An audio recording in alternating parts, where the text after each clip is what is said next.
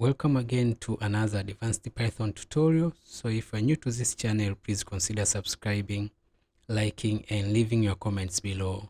So without further words, let's get started. On this video, we are going to talk about dictionaries.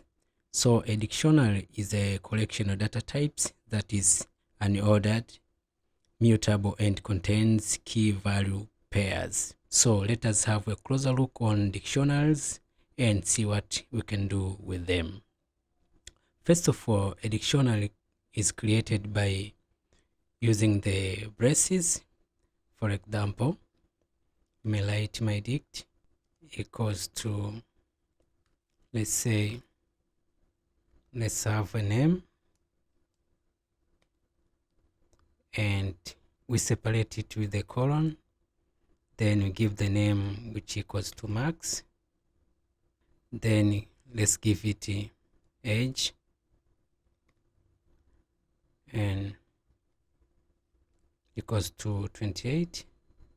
Let's give it a seat which equal to, let's say it's Boston. Now if we print this, printing it, so we have a dictionary here. Now we can also use the built-in dict function to create a dictionary.